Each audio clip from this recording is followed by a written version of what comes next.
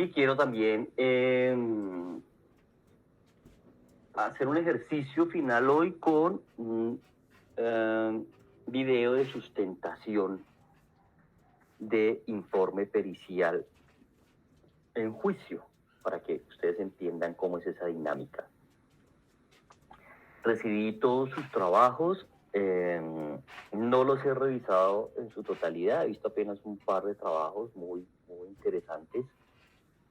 Quiero incluso, con relación a el caso de Luz Fabiola, compartirles cómo fue en mi caso particular la valoración y la realización del informe pericial, para que ustedes tengan ese complemento en relación con lo que trabajaron y conocieron del caso, porque ustedes de primera mano conocieron lo que la señora Luz Fabiola manifestó, cómo era su estado emocional, psicológico, conductual al momento de la valoración. Y también revisaron información relevante de ella acerca de su historia clínica, que yo creo que también fue muy interesante haber tenido esa información. Permítame para compartir pantalla.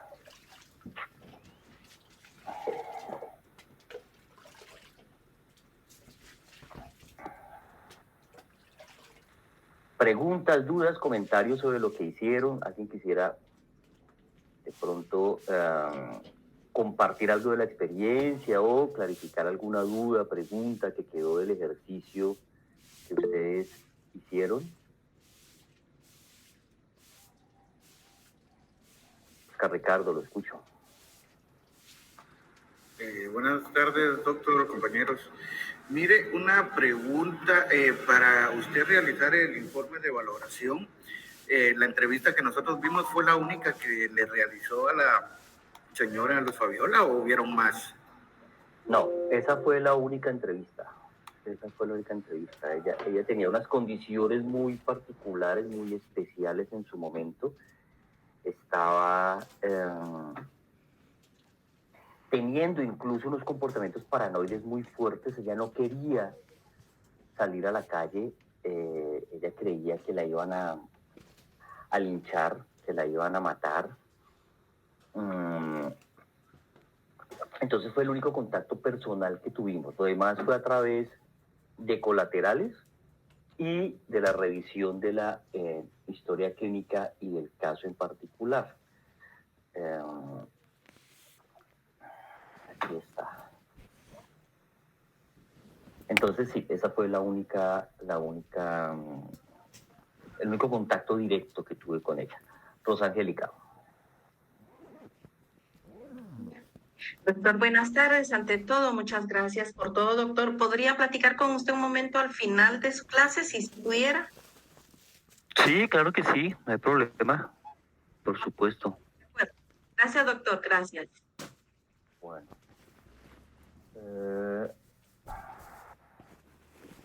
Voy a proyectar el informe que se tenía sobre ello. Ustedes se van a dar cuenta incluso que era un informe que, así como las aproximaciones que ustedes hicieron en su análisis, tenía elementos para tener unos argumentos lo suficientemente fuertes para evitar una condena de esta persona. Es decir, nos hubiéramos ido a juicio sin ningún inconveniente. No era necesario usar la vía fácil, la vía cómoda, que aquí lamentablemente es los famosos preacuerdos, con el fin de lograr algunos beneficios, de no ir a prisión, por ejemplo, o de sustituir la medida, si era una prisión intramural, sustituirla por una domiciliaria, o de pagar una multa. Pero, ¿cuál es la gran consecuencia de que usted acepte o se allane a unos cargos de los cuales incluso no está convencido? Porque de igual manera si ustedes notaron a Luz Fabiola, ella se sentía muy mal por la situación. Y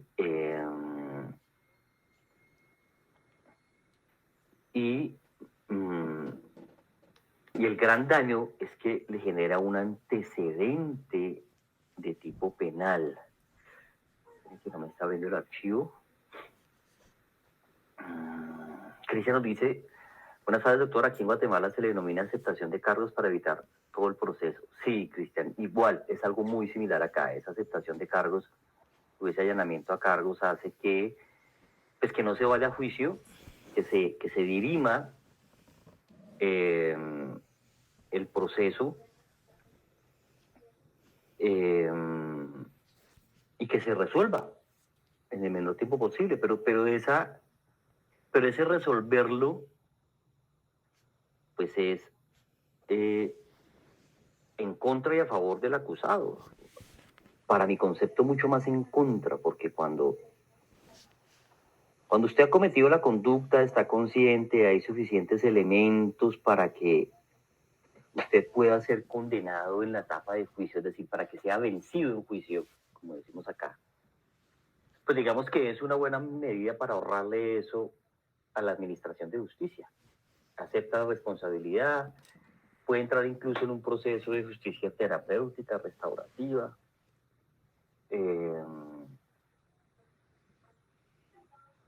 Y ya. Pero cuando usted no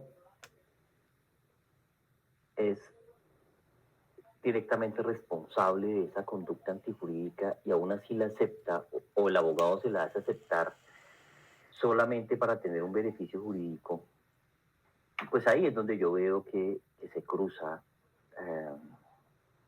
lamentablemente la línea ética. Yo he tenido casos, por ejemplo, y tengo precisamente una audiencia en ese sentido en mi canal de YouTube. Es un link que tengo privado, pero se los puedo compartir, de un vicio en el consentimiento, se llama eso. Es decir, una persona a la que la obligaron a aceptar unos cargos de los cuales él no era culpable. ¿Sí? A él le obligan a aceptar, recuerdo en este caso en particular, un porte ilegal de armas cuando él no entendió lo que implicaba aceptar los cargos, no solamente la culpabilidad o no, porque pues el acusado no está obligado a autoincriminarse. Él puede declararse inocente así no lo sea y irse a juicio. Pero no le fue lo suficientemente bien explicado qué significaba esa aceptación de cargos y él los acepta. Y después dice: yo no sé qué acepté, o sea, no sé por qué lo hice, ¿sí? El abogado me confundió. Pese a que en algún momento el juez le dice: ¿está seguro de que acepta cargos? ¿Está consciente? Y dice: sí. Le dice: ¿usted consume algún tipo de droga alucinógena? Él responde: no. ¿Usted se encuentra en estado de embriaguez? Responde: no. Pero lo que no le pregunta es si durmió bien, porque pasó la noche. Él fue capturado como a las 2 de la mañana. Cuando fue capturado estaba en estado de embriaguez, había tomado mucho licor. Además, estaba conduciendo un vehículo, además. Se quedó dormido dentro de su coche, dentro de su carro. Y encuentran dentro del vehículo un revólver calibre 38. Ahí es donde le hacen inicialmente la imputación por porte ilegal de armas. Pero él estaba en estado de embriaguez, él no durmió bien, pasó la noche en una celda de una estación de policía, no había desayunado, la audiencia fue más o menos hacia el mediodía, estaba física y mentalmente agotado. Y eso no se lo pregunta el juez solamente le pregunta si él consumía algún medicamento, si había consumido drogas, si estaba ebrio en ese momento. Pero no se percata que estaba, los mexicanos dicen crudo. Nosotros aquí decimos enguayabado, que es la etapa posterior a que usted ha consumido licor y esto le afecta físicamente, porque recordemos que el licor es un depresor del sistema nervioso central y entre muchas otras síntomas, pues le genera a usted dificultades de motricidad, los líquidos se los agota, puede generarle confusión o estados confusionales, el mismo insomnio, la falta de sueño. Y gran parte de esos síntomas tenía este señor. Y con esa sintomatología, pues él por temor, algo que se llama un miedo insuperable, resultó aceptando los cargos. Y los aceptó porque tiene una esposa con la que vivía, un hijo al que le estaba terminando de pagar la universidad, pero a su vez este hijo acaba de tener una niña muy chiquita, una bebé, o sea que él se había estrenado como abuelo. Habían varias circunstancias ahí concomitantes que a él en su momento le facilitaron aceptar o decir sí a una situación que él creyó que lo podía liberar del estrés que tenía en el momento y de su situación jurídica, sin que comprendiera qué era lo que eso le implicaba. Ya después cuando él restablece sus líquidos corporales, duerme, sus funciones ejecutivas funcionan en realidad, dice, ¿qué hice yo? ¿Por qué acepté eso? Yo no entendí a lo que dije sí, a lo que acepté. Y es cuando llega un abogado nuevo que me llama a mí y peleamos el vicio en el consentimiento. Y afortunadamente una juez falla a favor, encontrando que sí hubo circunstancias psicológicas, emocionales, psicofisiológicas, incluso en el momento en que él se allana cargos y reversa esa situación. Y hace que no se tome en cuenta el allanamiento a cargos que él hizo, porque no consintió conscientemente, y que empiece un proceso desde el comienzo. Y en ese proceso, fíjese que resultó absuelto. Y no le resultó desfavorable. Pero si no se hubiera peleado eso, pues recibe una condena, sin lugar a dudas, por ese vicio en el consentimiento que tuvo en su momento. Bueno, vamos a ver si me abre aquí el archivo. Dios.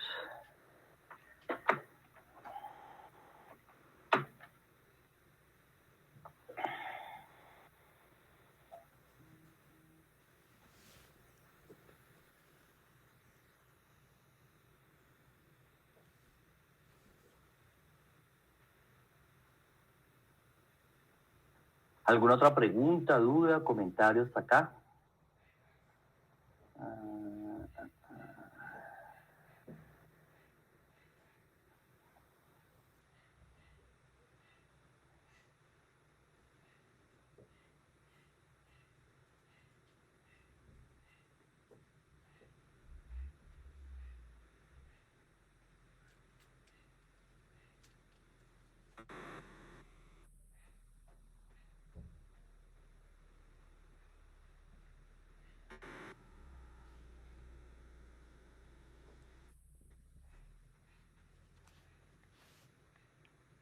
Ay, carajo.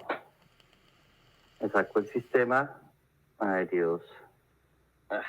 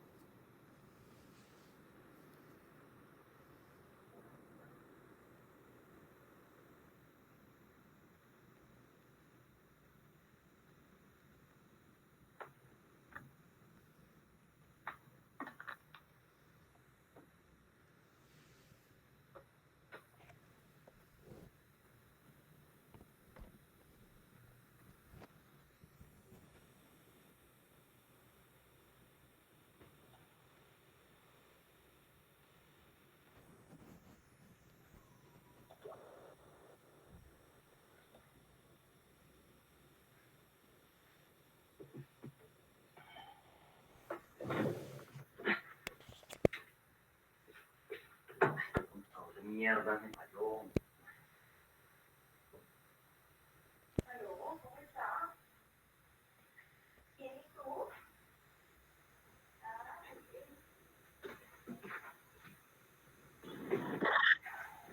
Lo escuchamos, doctor.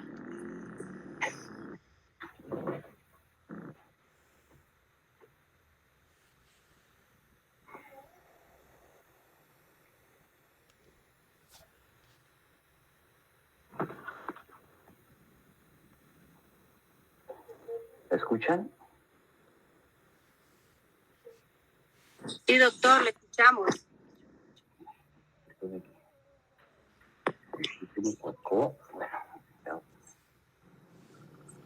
Sí, le escuchamos, doctor. Vale, muchas gracias. Permítame proyecto la pantalla. A ver si ahora sí me deja. Víctor.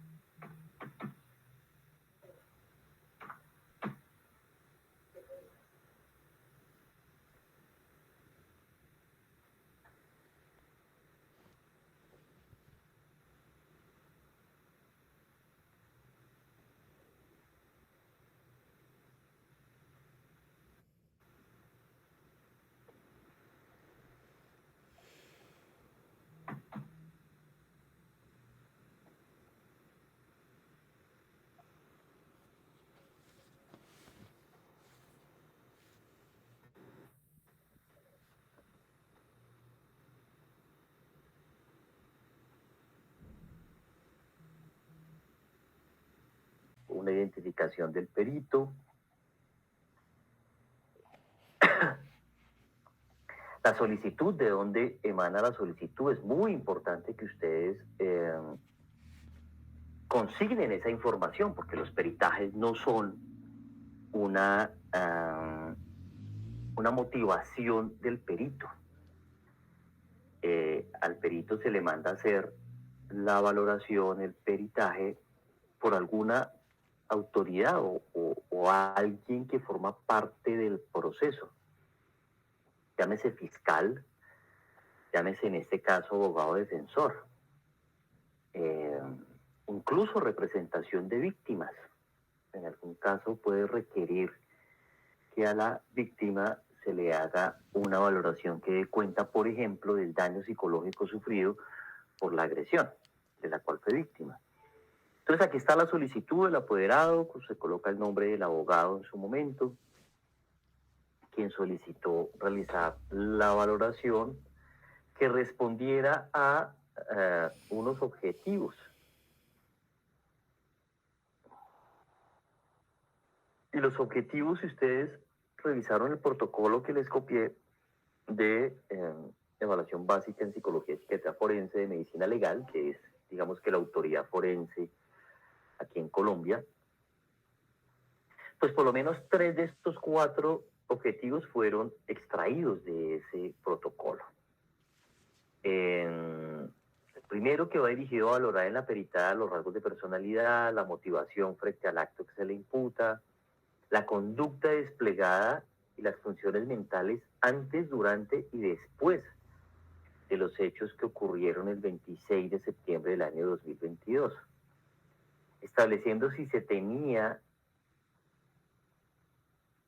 o no conservada la capacidad, eso es un o no, de comprensión de la ilicitud de la conducta y de autodeterminación debido a inmadurez psicológica, a trastorno mental, a discapacidad psíquica o estados similares. Digamos que yo no sé cuál de esos, ni si alguno de esos se le podría endilgar a la peritada. Solamente lo sabré cuando tenga los hallazgos. Pero de igual manera es lo que me propongo yo como perito evaluar.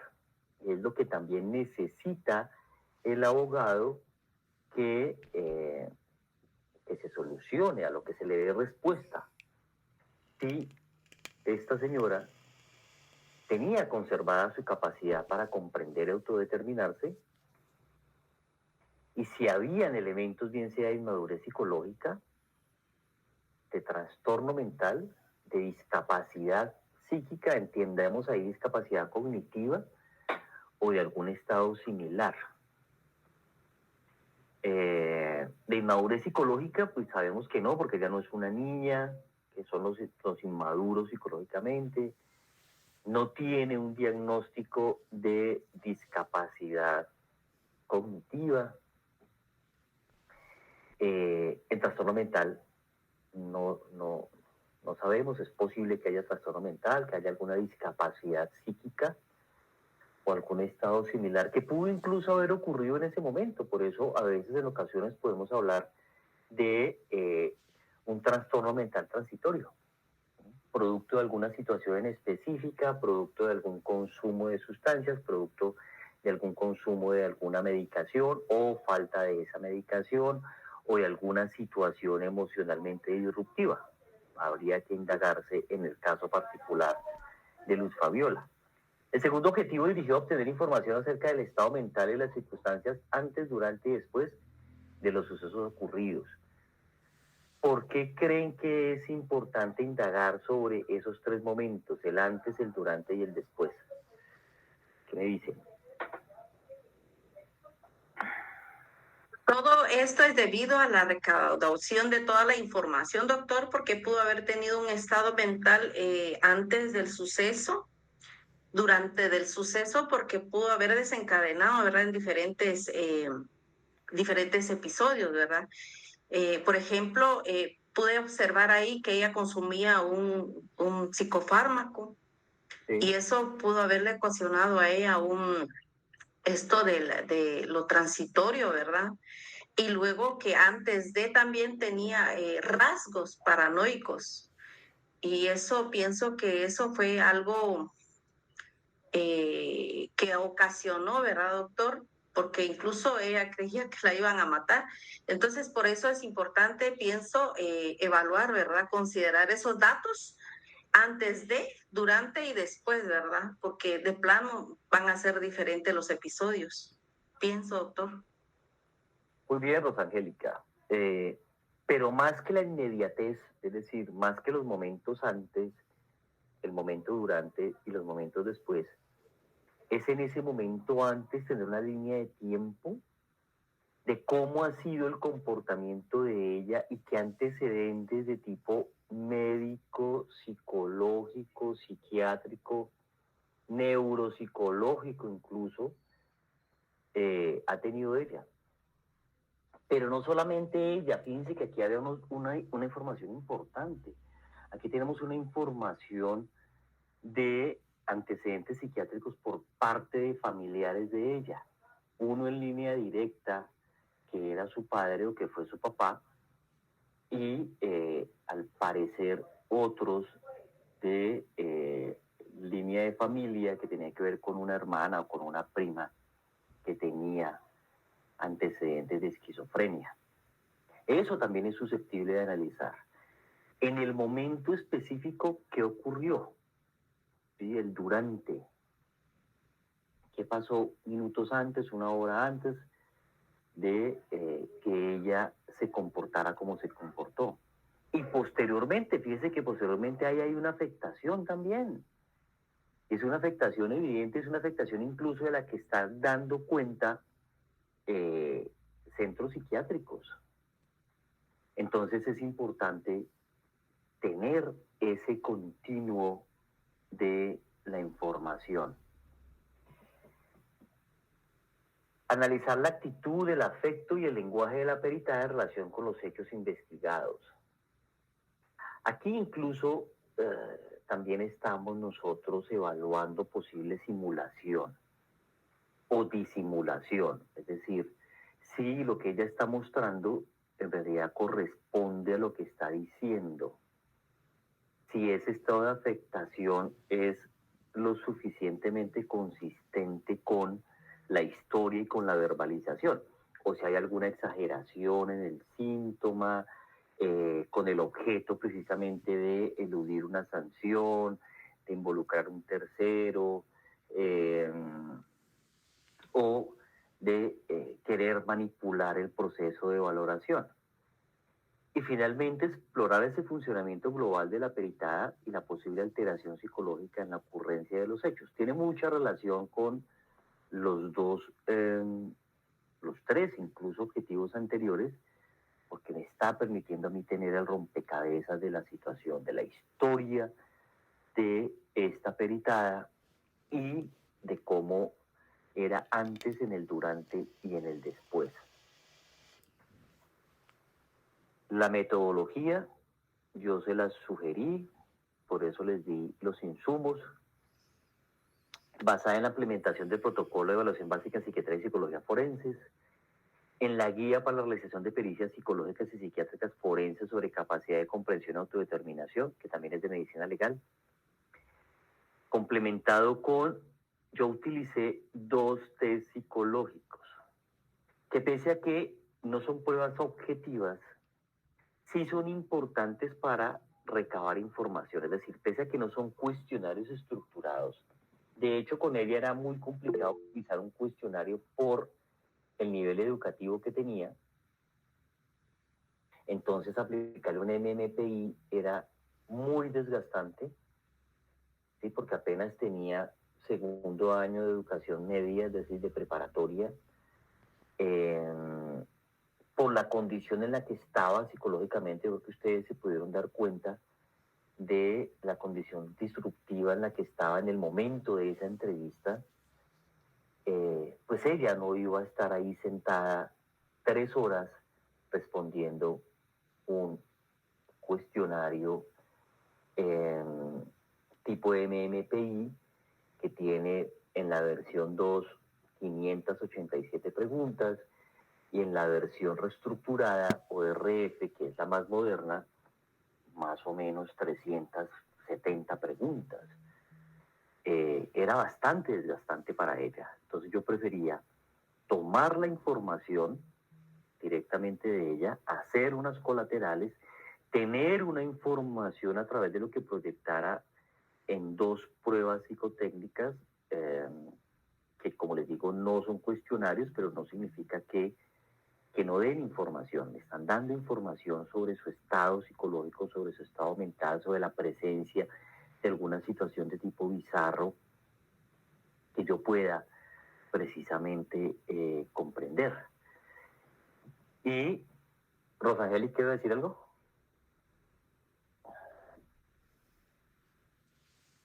Doctor, también a la hora de la entrevista que usted le hizo, pude observar que ella tenía toda la disponibilidad de de darle a usted información debido a cómo estaba su postura, tenía abiertos los brazos. Eso es muy buena señal, ¿verdad? Que pienso que en algún momento sufre ella por las preguntas, pero está en toda la disponibilidad.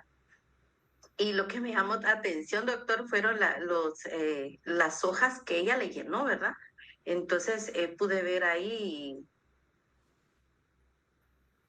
cómo le puedo decir, a la hora de la redacción, ¿verdad, doctor? La forma de presionar el lápiz. Ajá. Ok, muy bien. Sí, Rosangélica, ella digamos que fue colaborativa pese a la suspicacia que traía, pues sabía, yo creo que en algún momento se le hizo entender que estaba yo para ayudarla, que íbamos a manejar esta situación precisamente para su defensa, que era lo que en un comienzo se proyectó. Como decía inicialmente, independientemente a quién fuera la contraparte, a mí no me importa si la contraparte es la vicepresidenta de la República, o sea, yo estoy haciendo un trabajo profesional, eh, no estaba dispuesto a superar las presiones que en su momento hubieran ocurrido, y uno está para ayudar a la impartición de justicia. Entonces, también le hacía saber eso, porque ella tenía bastante temor del enemigo que supuestamente se había ganado. Pero estábamos en un proceso de justicia, y así se lo hice entender.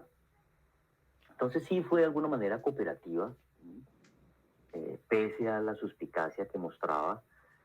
Sí se evidenciaban algunos rasgos de tipo clínico en su comportamiento, en los rasgos en los trazos que pudo hacer en los dibujos también. Ahorita vamos a analizar algo de eso. Fíjense cómo todo se va conjugando para tener información y para analizar información. Entonces realicé 3 entrevistas colaterales. ¿De quiénes? De cuidadores de ella, de personas de su familia que la han cuidado, que dan cuenta de quién es ella, de cómo es ella, y en especial de una persona que era Claudia Marcela Rubiano, que es de la que yo les he dicho, o les dije, tiene antecedentes clínicos de esquizofrenia. Recordemos que la esquizofrenia es heredada, tiene una predisposición biológica muy fuerte. Ahí están las actividades, el tiempo que se realizaron entre el 4 y el 25, entre el 4 de noviembre y el 25 de enero, porque fue en varios momentos. ¿Qué documentos observé o tuve en cuenta? El registro fílmico tomado Luz Fabiola en la Plaza de Bolívar de Bogotá el 26 de septiembre de 2022 a las 2:31 de la tarde, fecha y hora en la que ocurrieron los hechos en los cuales ella se desata a decir lo que dijo. Y se vuelve mediático, porque, mire, si eso fuera en sí mismo una situación criminal, pues mire, por ejemplo, lo que le hubiera ocurrido a Milei, el recién elegido presidente de Argentina. Milei a 4 manos, en la plaza pública, decía cosas como, zurdos hijueputa, los voy a sacar del gobierno. ¿Sí? Se van, excúsenme la expresión, pero lo decía Milei. Voy a mandar a la mierda a todos los zurdos de este gobierno, a la gente de izquierda, pues precisamente por todo lo que la Argentina ha vivido en los últimos 20 años, lastimosamente. Y pese a que tal vez Milei no sea el mejor de los perfiles, ¿sí? pues al menos es un tipo que ha hecho empresa. ¿Sí? Es como para los Estados Unidos Donald Trump.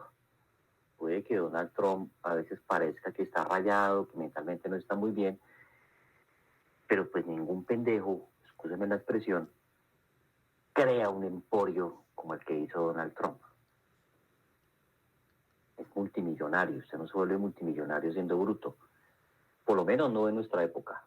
Tal vez hoy sí, jugando con TikTok y las redes sociales, uno ya ve jóvenes que facturan unas cosas absurdas.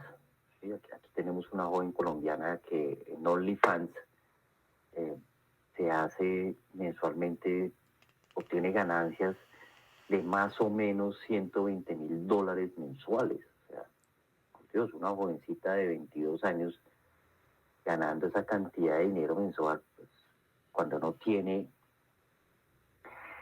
la inteligencia emocional, ni siquiera sus lóbulos frontales totalmente desarrollados para asumir con inteligencia financiera todo el dinero que gana, bueno, y la forma como lo gana, pues eso es otro nivel.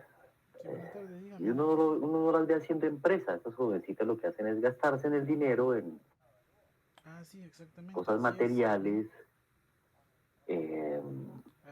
a veces caen precisamente por su inmadurez en consumos problemáticos de droga alucinógena, en vidas de excesos, y pues eso al apóstol lo que hace es arruinarlas.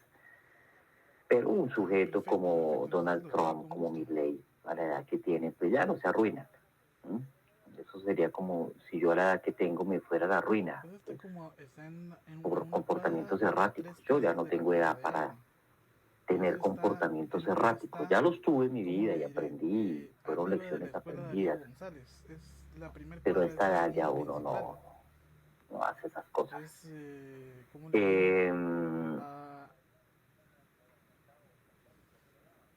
No, ese es el mercado que está hasta abajo. ¿Qué más tuvimos en cuenta dentro de esos documentos observados? El reporte de hospitalización de la UCI. Aquí UCI son las siglas de Unidad de Cuidados Intensivos. Con gusto, ahorita se la mando, no tengan pena. De la clínica Juan N. Corpas, el registro de historia clínica de ingreso a esa clínica, el registro de evolución médica. Imagínense, en 89 folios tuvimos toda la historia que fue parte de la que ustedes analizaron. Un registro de terapia ocupacional, o unos registros de trabajo en terapia ocupacional.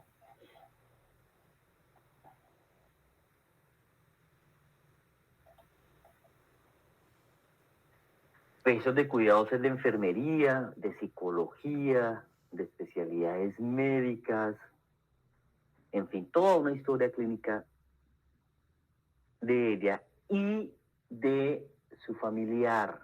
Fíjense, por eso menciono a Claudia Marcela Rubiano, porque también pedí la historia clínica. Para mí no es suficiente que ella me diga, sí, es que yo también sufrí esquizofrenia o tengo esquizofrenia. No.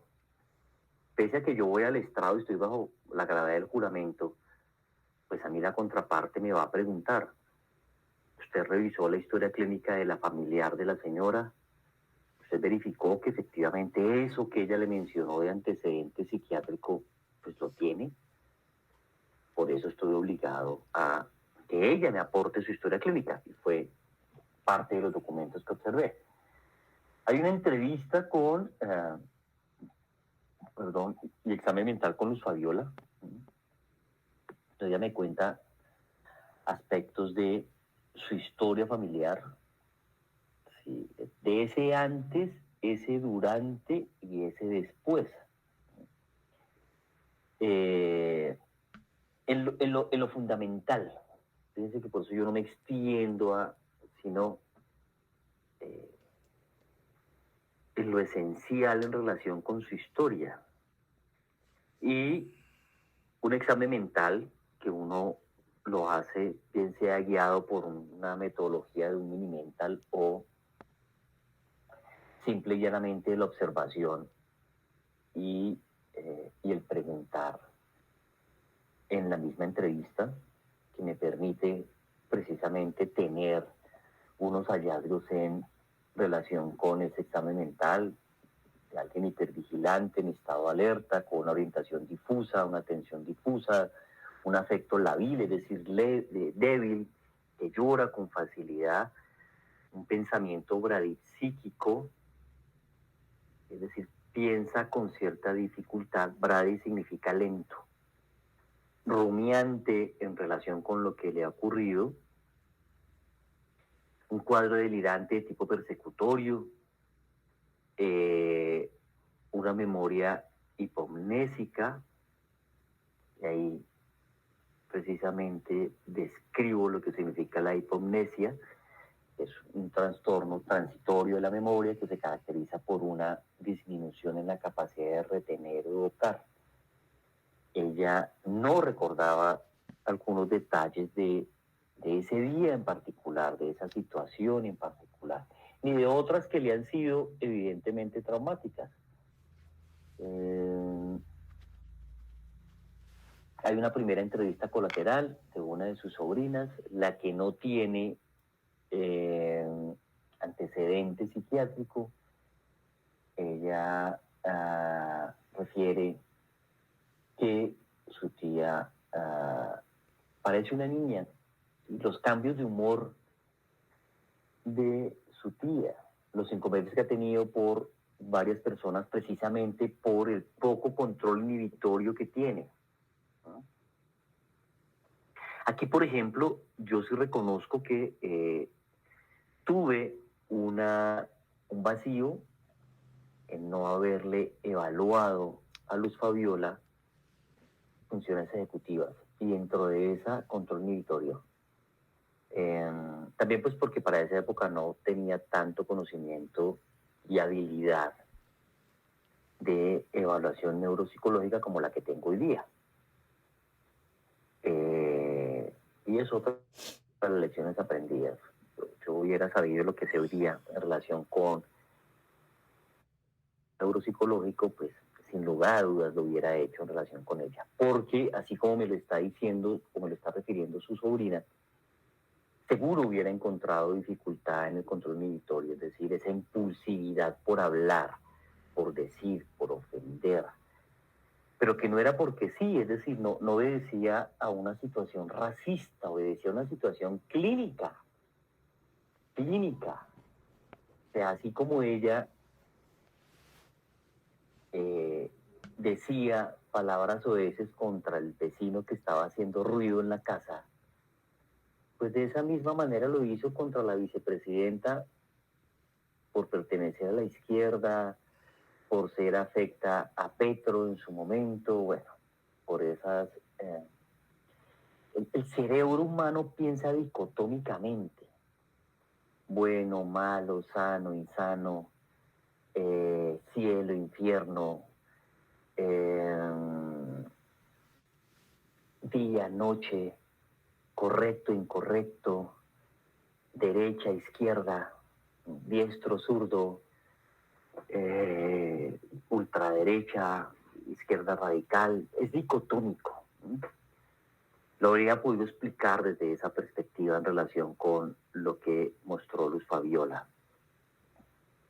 Pero ella me da o me confirma una situación de línea base de Luz Fabiola, de cómo ella se comporta. Me voy con Claudia Marcela, que es la otra sobrina, una señora de 41 años, que tiene un diagnóstico específico, ¿sí? Ella me habla que en 2017 tuvo un dolor neuropático, que ese dolor era muy fuerte, es decir, a nivel cerebral. Dice que su papá tenía esquizofrenia paranoide, es decir, un hermano de Luz Fabiola. Cuando le daba la crisis o los episodios se portaba de una manera diferente, hacía cosas raras o bizarras, por ejemplo, pasar cosas de la cocina al baño, cosas que no tienen lógica, le daba ataques de ira, se descontrolaba, se ponía nervioso por diferentes situaciones.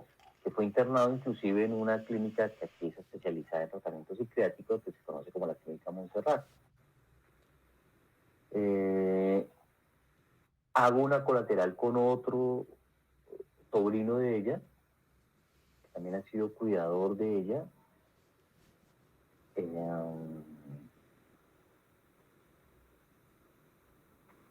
Y describe varios comportamientos erráticos de la señora Luz Fabiola. Fíjense cómo por ese poco control inhibitorio ella lanza juicios sin saber o conocer. A este mismo sobrino, por el hecho de estudiar en una universidad pública, que es la universidad pública más importante, se llama Universidad Nacional de Colombia, algo así como en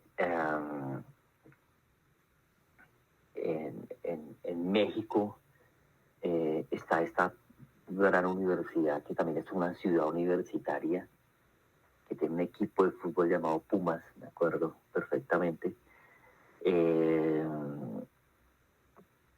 Pues eso es una universidad de gobierno y es una universidad que tradicionalmente ha tenido una tendencia muy de izquierda, muy comunista.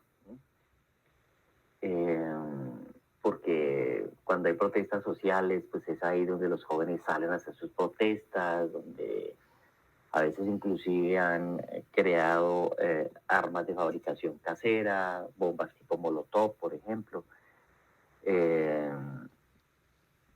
porque estaba muy contaminada por filosofías de Che Guevara,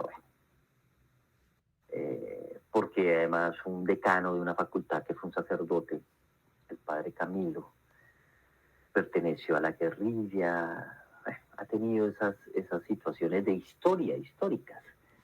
Pero fíjense cómo Luz Fabiola, por el hecho de que su sobrino estudie en la Universidad Nacional, dice que es marihuanero o que es consumidor de marihuana. Eso es estigmatizador, es decir, ella ya tenía una mente estigmatizadora. Por eso llegó a afirmar cosas como, es que los negros no estudian, es que los negros son criminales, es que qué bueno se puede sacar de un negro, cosas que aparentemente eran absolutamente racistas, pero que tenían un contenido clínico, es lo que se debe comprender de acuerdo a esta información de la historia de Luz Fabiola y de lo que dicen precisamente sus colaterales.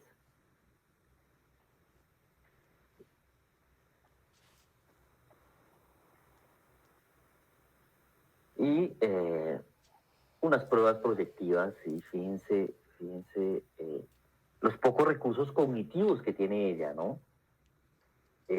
Aunque pareciera en el video hablar de manera estructurada, en realidad el video es algo que el Remedio de periodista, que es una jovencita periodista,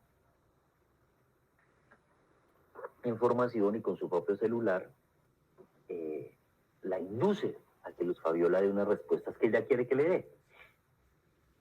Entonces una prueba como la figura humana pues llama la atención que no haga un cuerpo, solamente una cabeza, porque ahí está el centro de su preocupación, además muy evasiva, porque no la hace de frente, la hace de lado, incluso mirando hacia la izquierda, es decir, hacia el pasado.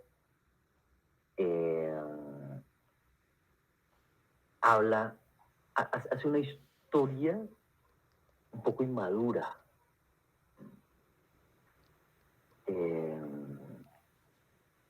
Acá fíjese que en el segundo dibujo se hace una figura humana con cuerpo, pero sigue siendo infantil, sigue siendo inmadura. Estamos hablando de una mujer que al momento de ser examinada tenía 63 años. Pues este no es el dibujo de alguien de 63 años, esto no es lo que está proyectando acá, es precisamente unos rasgos de tipo infantil, de inmadurez emocional.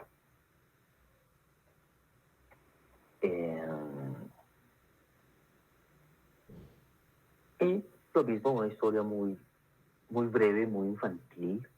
Y ella es Rosita, fíjese cómo la habla en diminutivo. Le agradan los globos de colores y poder pasar los domingos en compañía de sus amigos. Es buen estudiante, quiere llegar a ser profesional para ayudar a su familia. Es muy concreta cognitivamente. Es inmadura, es labil, es dependiente, distímica, es decir, tiene cambios de humor, es evasiva. ¿Por qué digo dependiente? Porque hay ahí unos dibujos que generan esa dependencia. El sol, por ejemplo, las nubes, están desde lo proyectivo significando algo o dando información sobre. Andrea, la escucho. Buenas noches, doctor. Hola, Andrea. Fíjese que con respecto a lo que usted habla de que ella es muy dependiente, y yo en la entrevista me pude dar cuenta de algo. No sé si todos los compañeros lo notaron, pero en un momento ella como que solicitaba de usted un poco de afecto y ella acerca la silla hacia su persona y como que se inclina un poquito hacia su lado, como que yo sentí como que necesidad de afecto, y por lo que ella también expresa es de que sus hijos están lejos y ella pareciera estar sola. Entonces, lo que usted dice, sí, o sea, evidentemente ella lo plasma en los test, pero también ella lo demuestra con ¿qué es lo no verbal, ¿verdad? Muy Solo bien. eso quería comentar. No, perfecto, Andrea, muy bien. Fíjese cómo obtenemos información del contexto de lo no verbal. Muy bien, claro. De hecho, hay un dato adicional que no aparece ahí en la filmación, pero es cuando ella llega al sitio donde yo lo voy a evaluar. Yo le ofrezco la mano, ella me la toma con sus dos manos y me dice, ayúdeme, no me deje sola, tengo mucho miedo. Ese es un rasgo evidentemente de absoluta dependencia. Invade mi espacio personal, por supuesto. Viene acompañada de dos familiares, incluso. Ella no vino sola a esa evaluación. Viene incluso con una de las sobrinas que después se convirtió en colateral. Creo que ese mismo día le hice la colateral y los otros dos sí fueron en fechas diferentes. Pero claro que lo está mostrando y lo está confirmando con lo que proyectan los dibujos. Por eso les digo que, pese a que los test proyectivos no son una prueba fuerte para que usted diga y saque conclusiones exclusivamente en pruebas proyectivas, sí le ayuda a confirmar o desvirtuar información. Y en este caso particular ayudó. Y en el caso Bartek, sí, Bartek es una prueba proyectiva alemana. No se hizo para hacer selección de personal. Aquí en Colombia excúseme la expresión, la perratearon, la dañaron, la prostituyeron, si cabe el término, por usarla en procesos de selección de personal. Es una prueba clínica. Eso no fue diseñado para hacer selección de personal, es absolutamente clínico. De hecho, sus 8 campos son propios de características clínicas. La posición mía en el mundo, el ego, la afectividad, la proyección, el manejo de la ansiedad, de las normas, la sexualidad en relación con el afecto, rasgos de tipo cognitivo. Y fíjense en el Bartek de Luz Fabiola, cómo está disgregado. Y lo que ella hace es una perseveración. Hoy día es mi lectura desde lo neurológico, desde lo neuropsicológico, en relación con el estímulo. En el campo 2, el campo 3, el campo 4, el campo 5, el campo 6, el campo 8, los reproduce. En los únicos campos donde no reproduce el estímulo, es decir, no lo pinta igual, es en el campo 1, es el del ego, el del yo, el de la autoestima, el autoconcepto, y el campo 7, que es el de la sexualidad, afectividad. Pero en los demás campos sí, ahí hay una disgregación de su personalidad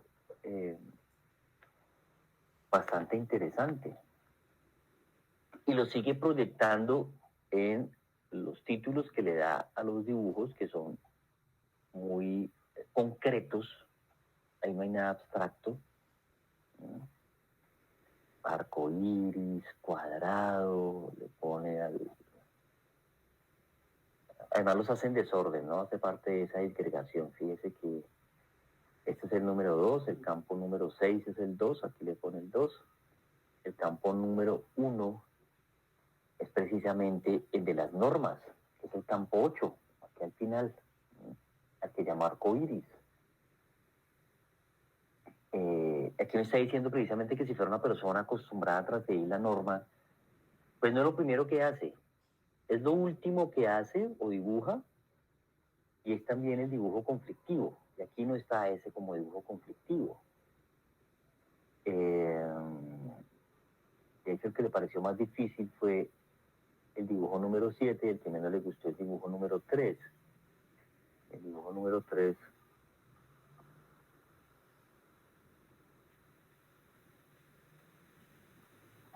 le llama pájaros, que es el de la afectividad, y es el campo 2. Y al dibujo número 7 es este, de la forma como se organiza para lograr objetivos, es la dispersión que tiene. Ese es un dibujo de alguien bastante disperso, que tiene problemas en la atención, por ejemplo, si lo interpretamos desde lo neuro. Pero no hay conflicto en normas, no hay conflicto en relaciones interpersonales, bueno, aunque sí poca afectividad. Dificultad para manejar estrés, por ejemplo. Tendencia a la soledad, precarias herramientas cognitivas.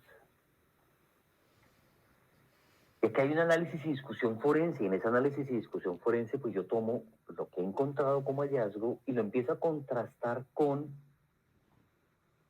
lo científico, con lo técnico, con lo artístico. Y es de lo que básicamente hablo. ¿Sí?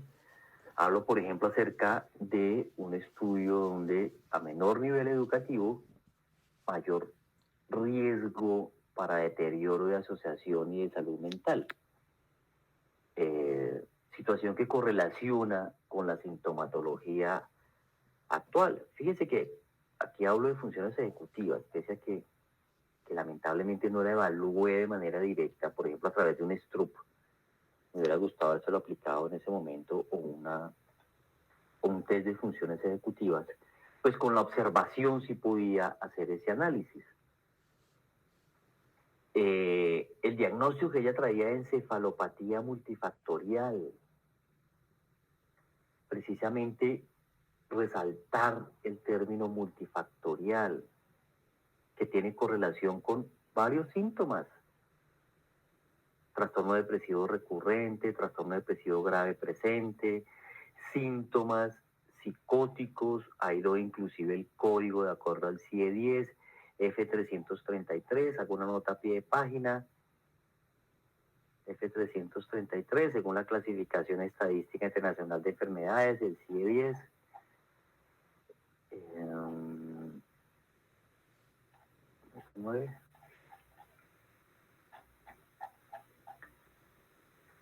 Con historia de larga data de trastorno depresivo, es decir, que ese factor psicopatológico estaba presente al momento de los hechos.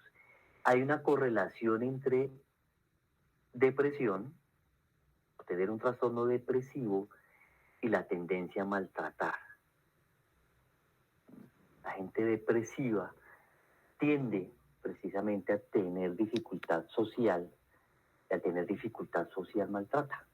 El otro no le importa, no quiere que lo moleste. Si usted la llama por teléfono y dice, estoy ocupada, o me cogió en el baño, me agarró en el baño, porque es esta hora de llamar, estoy almorzando, no sé. Hay algo ahí que hace que el tema social no sea empático. Y correlaciona con lo que sus familiares cuentan de su línea base, de su comportamiento de base. En su historia clínica, resalto los antecedentes familiares, fíjense, episodios depresivos graves con síntomas psicóticos, el trastorno mental que tenía su hermano, su padre, pese a que no hay historia clínica del padre, por eso no se relaciona en los documentos. La revisión biográfica de entrevistas colaterales, el examen mental y la entrevista, es decir, unidos esos tres elementos de que dan cuenta. Primero, que para el día de los hechos Luz Fabiola no salió de su casa con intención de asistir a una marcha en contra del gobierno de turno, es decir, ella no se había autodeterminado con esa situación, ella no planeó ir a la plaza pública a lanzar arengas en contra del gobierno. Fue una situación circunstancial.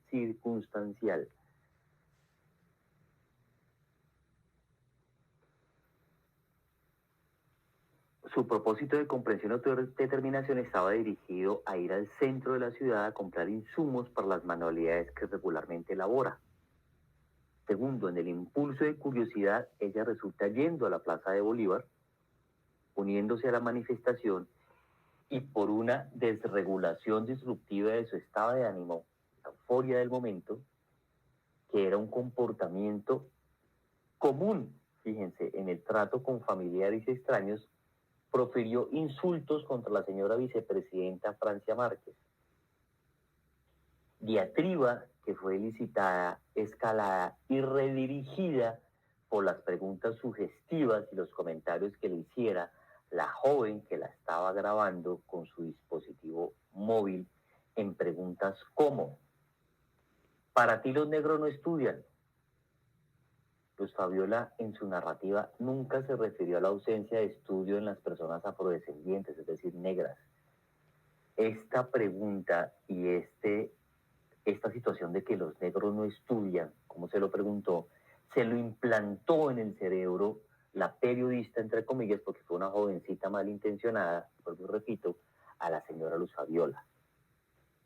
La información periférica recabada y observada da cuenta que Luz Fabiola Rubiano tiene antecedentes familiares de trastornos mentales, de esquizofrenia y trastorno depresivo mayor, sufridos por hermano, sobrina y otros familiares con grado de consanguinidad. Finalmente, Luz Fabiola Rubiano fue diagnosticada con trastorno depresivo recurrente, episodio depresivo grave presente con síntomas psicóticos. Aquí lo interesante es el síntoma psicótico, que le permitía precisamente desconectarse de la realidad, tener alucinaciones, bien sea visuales o auditivas, con historia de larga data de trastorno depresivo en el cual hubo marcada activación de sintomatología asociada al parecer a estresores psicosociales, con intento autolítico, es decir, autolesivo, de alta letalidad que requirió tratamiento en la UCI. Ella tuvo, y ustedes lo leyeron en la historia clínica, situaciones de tentativa suicida. Y posteriormente remisión a unidad de salud mental, USM, para continuar tratamiento. Diagnóstico que reconoce la prevalencia de psicopatología en Luz Fabiola Rubiano y atribuye la exacerbación de sus síntomas como producto de los estresores psicosociales posteriores al 26 de septiembre del año 2022. Fíjense cómo estoy dando cuenta de un antes, un durante y un después de la ocurrencia de los hechos. Y finalmente eso me permite tener unas conclusiones, también 4 conclusiones muy concretas, 5 muy sencillas, muy precisas. La primera, que existe en la peritada Luz Fabiola Rubiano antecedentes familiares de enfermedad mental relacionados con trastorno depresivo mayor y esquizofrenia. Segunda, que los hallazgos de la valoración psicológica dan cuenta de una personalidad inmadura, labil, es decir, emocionalmente débil, depresiva y con tendencia a ser influenciada fácilmente. Tercero, que la peritada Luz Fabiola Rubiano de Fonseca al momento de los hechos no se encontraba en condiciones mentales plenas de comprensión y autodeterminación a la desregulación disruptiva de su estado de ánimo, que le facilitó proferir insultos en contra de la señora vicepresidenta Francia Márquez. Es multicausal, es las arengas de la gente que estaba en ese momento, el uso que la periodista hace, o la jovencita periodista, el remedio de periodista, como digo yo, de su teléfono celular frente a ella, haciéndole preguntas capciosas, y la manera incontrolada como ella responde. Por eso hablaba del control inhibitorio. Cuarto, Luz Fabiola Rubiano de Fonseca fue diagnosticada con trastorno depresivo recurrente, episodio depresivo grave presente, con síntomas psicóticos y con historia de larga data de trastorno depresivo. Es decir, que traía de base un antecedente psiquiátrico. Y quinto, que la exposición de la peritada ante medios masivos de comunicación facilitó la exacerbación de su psicopatología, episodios de tipo psicótico y recurrente del afecto que requirieron hospitalización en unidad de cuidados intensivos y en unidad de salud mental. Aquí hay fíjense, hay un antes, un durante y un después. Evidentemente el informe debe tener unas referencias bibliográficas, científicas.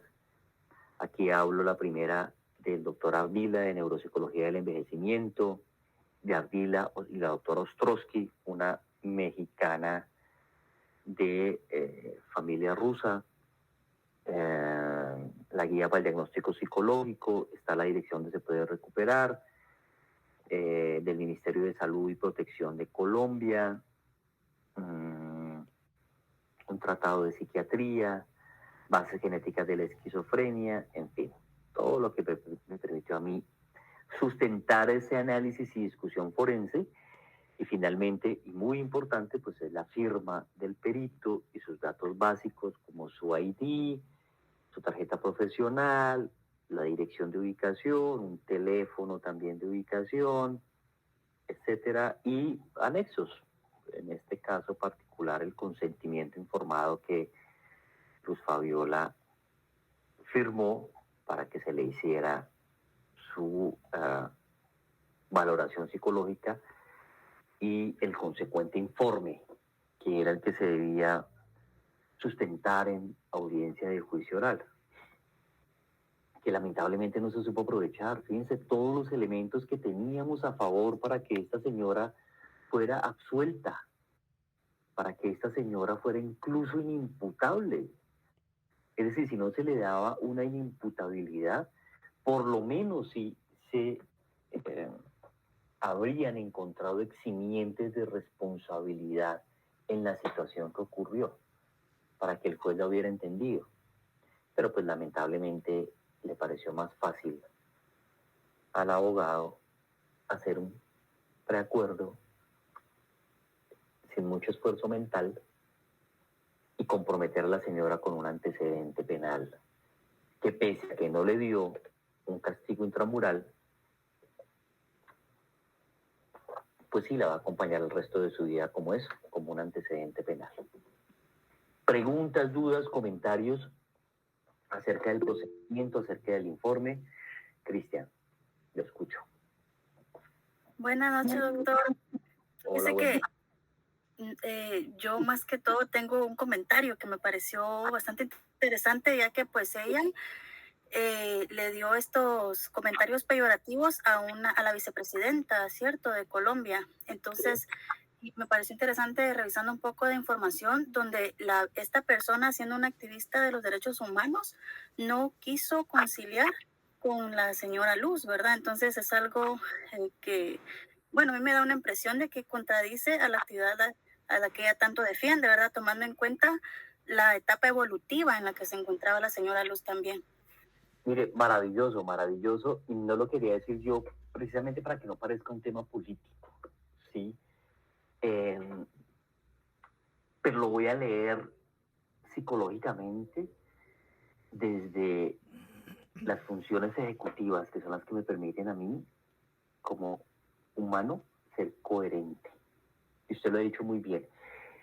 Si Francia Márquez se ha caracterizado, entre comillas, por ser presuntamente, porque eso es un título, una defensora de los derechos humanos, en especial de los derechos de los afrodescendientes y de las minorías, como ella los llama, los nadies, pues con ese mismo rasero, con esa misma medida, debió de haber hecho justicia restaurativa, terapéutica, y haberse acercado a Luz Fabiola y haberle... Mire, les voy a poner un ejemplo, ustedes lo encuentran por Google. Hace unos años, cuando era presidente Obama, alguien le hizo en la plaza pública algo similar. Lo trató de negro, más otros diatribas. Él lo que hizo fue decirle a uno de sus escoltas del servicio secreto, que es el que le presta la seguridad al presidente de los Estados Unidos,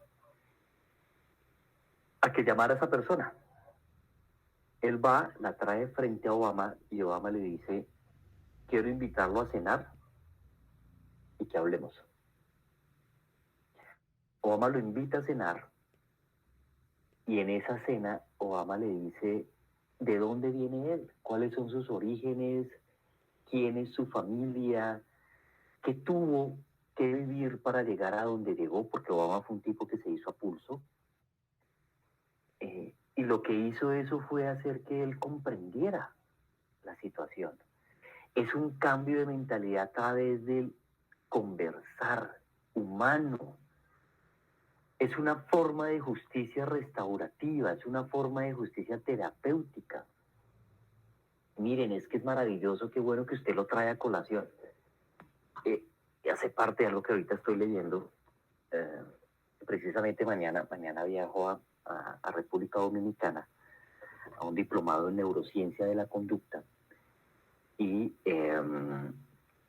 Mariano Sigman, que es argentino, pero que le tocó huir de Argentina hace más o menos 15 años, precisamente porque Argentina iba a la ruina, y fue y se estableció en Europa, en España y en Francia, y allá hizo su doctorado en neurociencias. Ha escrito 2 libros maravillosos que yo se los recomiendo abiertamente. El primero, La vida secreta de la mente, Mariano Sigman. Se lo voy a anotar acá. Mariano Sigman.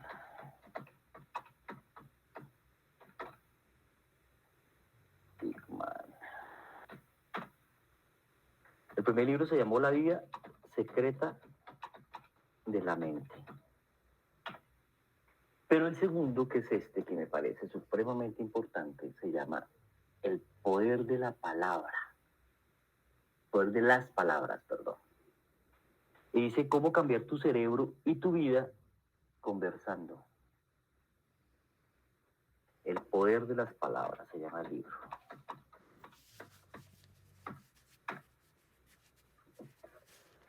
Y Mariano habla de eso que hizo precisamente Obama, no refiriéndose al ejemplo, él no lo toma en ningún momento, el ejemplo es algo que yo traigo a colación, pero fue lo que Obama hizo con este tractor, abiertamente racista, sí, abiertamente racista, conversando con él, le dio una lección de vida, algo que la cárcel no le da, algo que pagar una multa no le da, algo que obligarlo a que dé excusas públicas no da, porque si no nace de su cerebro ese arrepentimiento, ese cambio, pues no va a generar verdaderamente cambio, valga la redundancia.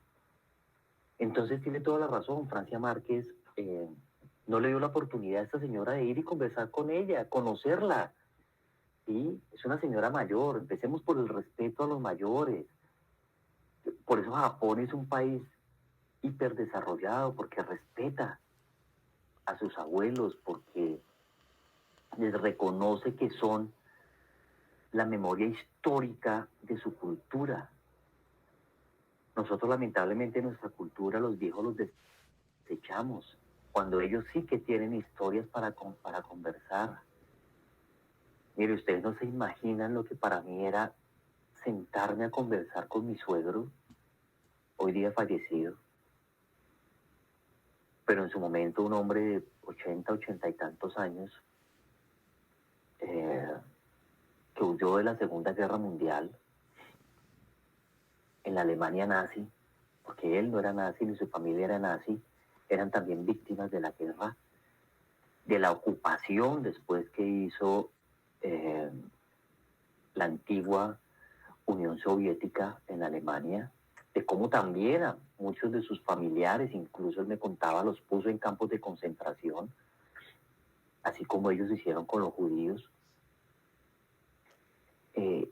Pero conversar sobre eso, sobre su experiencia de vida, sobre su vivencia, ustedes no tienen idea de lo que eso le aporta al conocimiento, al cerebro, al sistema límbico, al aprendizaje de vida. Si Francia Márquez hubiera tenido esa diferencia, se hubiera sentado con esta señora a una cena, a una comida, a un desayuno,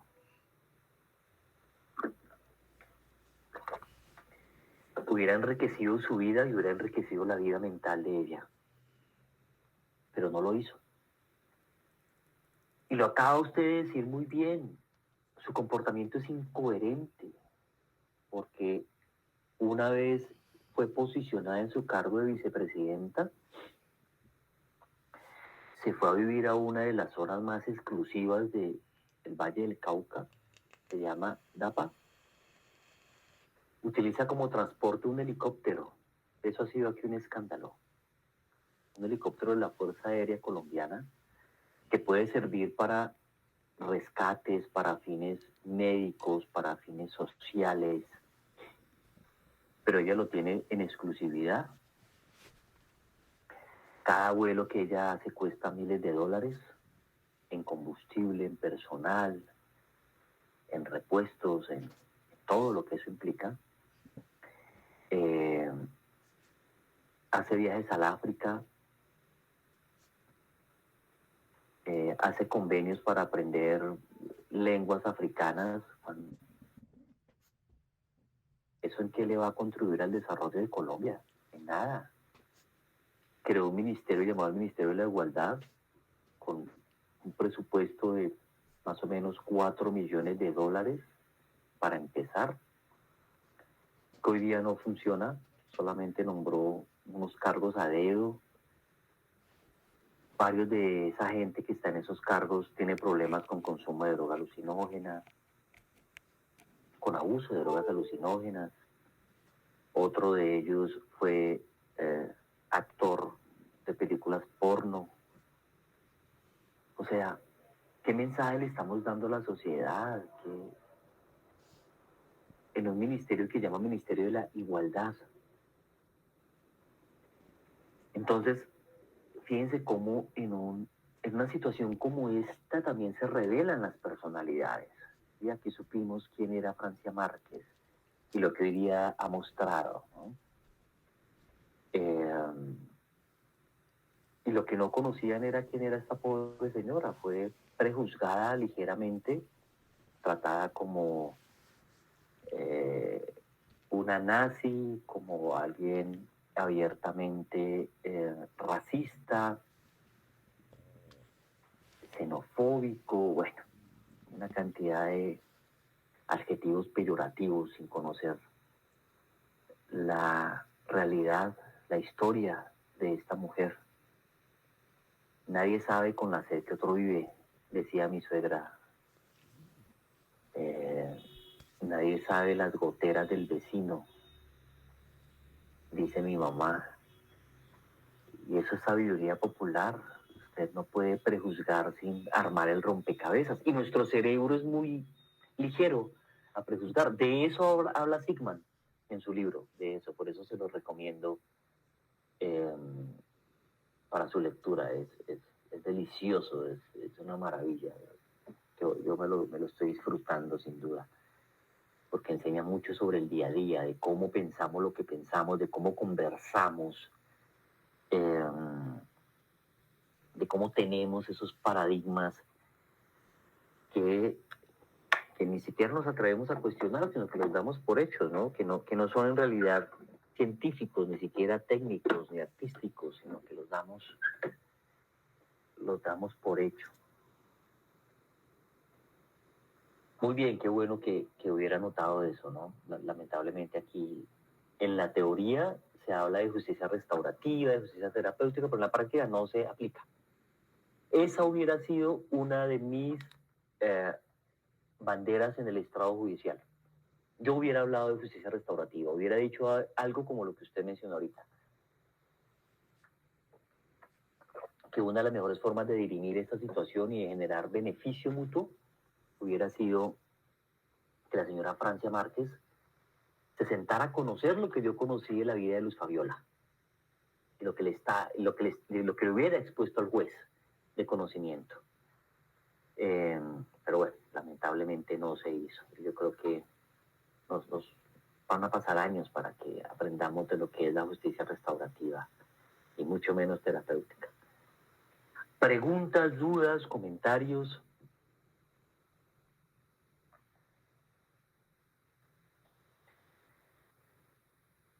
Bueno, muy bien. Hoy es nuestra última clase. El tiempo se nos ha pasado muy rápido. Iris, Patricia, la escucho. Sí, buenas noches, doctor. Bueno, más que una duda, solo un aporte, ¿verdad? A su clase, agradecerle por estos casos que nos trae. Bueno, nos estuvo presentando, ¿verdad?, en el transcurso de toda su cátedra. Y precisamente sentí que este caso pues encajaba bastante con nuestra carrera, ¿verdad? La verdad es que sí fue de mucho aprendizaje, aunque les he de decir que sí me costó mucho elaborar el informe porque pues al igual que muchos, ¿verdad? Era mi primer informe, ¿verdad? A nivel ya como forense y con todos estos términos, pero sí, el caso muy, muy interesante, ¿verdad? Y gracias a usted por todos sus aportes y la dedicación que tiene para traernos y presentarnos estos casos, ¿verdad? A usted, Iris Patricia, a todos ustedes por la disponibilidad, por la atención. Precisamente quería colocar un caso que fuera eh, coyuntural, no común. Ustedes se van a enfrentar a casuística muy relacionada con violencia intrafamiliar y con violencia sexual, que lamentablemente es lo que más encontramos en nuestro quehacer, en nuestro día a día. Y la práctica les va a permitir perfeccionar. ¿No? Pero estos casos atípicos van a ser eso, van a ser atípicos. ¿Sí? Un caso donde ustedes van a encontrar como les decía al comienzo, un vicio en el consentimiento. ¿Sí? Pues eso es atípico. Un caso donde van a encontrar algunos elementos de... perdón, que se me prendió aquí.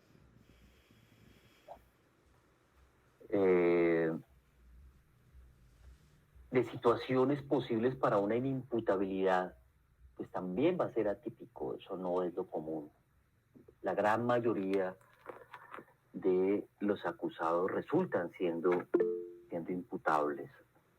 Les acabo de copiar ahí al chat una dirección de YouTube. No es pública, para que ustedes la tomen, la copien y después la revisen, de una sustentación en juicio de un caso de delito sexual, para que tengan el conocimiento de cómo se hace, de cómo usted sustenta su informe, de cómo puede superar las objeciones de la contraparte, llámese esa contraparte fiscalía o llámese esa contraparte abogado de la defensa.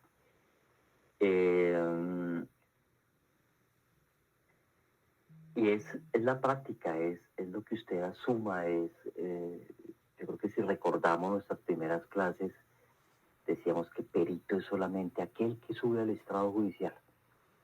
Ningún título le da eso de perito. Yo puedo tener muchos cartones, maestrías, hacerme tal vez un PhD, pero eso por sí mismo no me hace un perito, no me hace un forense. Lo que me hace forense es eso, es enfrentarme al estrado judicial, es armar el caso, llevarlo, ejercer la defensa o la protección de la víctima en caso tal, y sustentarlo de una perspectiva técnico-científica, primero que todo, y humana. Yo creo que no nos podemos desprender precisamente de lo humano. Y nada nos llega por casualidad, nada. Créanme que todo tiene una razón en nuestras vidas. Usted en un momento dirá, pero ¿por qué me llegan tantos casos de violencia intrafamiliar o de violencia de pareja? Usted de pronto empieza a hacer un análisis transgeneracional de su familia y encuentra ahí la razón, o en su propia historia, y encuentra por qué hace lo que hace, qué sentido tiene, para qué. Es parte también del mensaje que les quiero dejar. Inmensamente agradecido con ustedes por su asistencia siempre, por su paciencia. Espero que Dios permita en algún otro escenario próximo volvernos a reunir, llámese congreso, seminario. Si copiaron mis redes sociales, ahí van a encontrar que cuelgo alguna información en el Instagram, en Twitter, en el grupo que tengo de Facebook. Se llama Investigación Criminal Iberoamérica, así lo pueden digitar en investigación, se lo voy a copiar acá, Investigación Criminal Iberoamérica. Pongo Iberoamérica porque traigo algunas cosas de mi trabajo en España. Y en ese grupo, que es un grupo cerrado, pues si ustedes me hacen la solicitud, con el mayor de los gustos los acepto. Pues cuelgo mucha información relacionada con neurociencia, porque no se dice neurociencias, la neurociencia es una sola, con muchas especialidades, pero es una sola. La neurociencia es en singular. Ahí está la neuropsiquiatría, la neuropsicología, la neurocriminología. Hoy día se habla de neuromarketing, de miles de cosas con el prefijo neuro, pero la neurociencia es una sola. Y de investigación criminal, de perfilación criminológica, de psicología forense, bueno, de otras especialidades de la ciencia forense, de todo esto que me apasiona y que moriré haciendo, de eso estoy seguro. Infinitas gracias por su atención, infinitas gracias por sus preguntas, infinitas gracias por sus intervenciones, infinitas gracias por su paciencia. Yo creo que en el tema de notas ya tenemos suficiente para sacarla. Les quería proponer precisamente, les había dicho inicialmente de una última evaluación, pero pues no quiero recurrir a la memoria. Yo creo que lo más importante es lo que desde la casuística, desde lo que hemos conversado, fíjense, desde lo que hemos construido a través de la conversación, hemos podido hacer. Entonces, ¿qué tenemos para sacar nuestras notas? Una primera evaluación a través del Canvas y tenemos el trabajo. Mi propuesta es que, como son 3 notas, Cindy me va a exigir 3 notas y la doctora Miriam seguramente, lo que yo voy a hacer es duplicar la mejor nota, es decir, del invento todavía no lo sé, pero puedo presumir que en el quiz inicial les fue muy bien. Esa nota la multiplico por dos notas, que constituirían 30-30, o sea, el 60%, y el 40% sería el trabajo. Ahí tendríamos ya nuestro 100%. ¿Les parece? Creo que esa es la forma más sencilla de obtener la nota y no creo que pues nadie se me quede en la sumatoria de notas. Y descansamos del tema. Listo, de acuerdo, yo también estoy de acuerdo. Muy bien, muy bien. Me interesa más es eso, que aprendan, que lo que hemos trabajado, que lo que hemos conversado acá, que lo que les he traído de mi vida personal, que lo que ustedes me han compartido de la suya, pues sea construcción de nuestro conocimiento. Nada más. A sus órdenes, a sus órdenes. Preguntas, consultas, voy a dejarles el número de mi teléfono móvil con el indicativo 57-314-403-0835. Por el WhatsApp podemos conversarnos, cualquier duda, pregunta, con el mayor de los gustos. A sus órdenes siempre. Mañana, si Dios lo permite, estaré en República Dominicana. Pero en un futuro próximo, sin duda, en Ciudad de Guatemala o en alguna de sus hermosas ciudades. Y se los haré saber para que nos veamos personalmente. Dios los bendiga. Gracias. Igualmente. Gracias, doctor. Feliz noche. Dios te bendiga, doctor. Feliz noche. Gracias. Feliz noche. Feliz noche.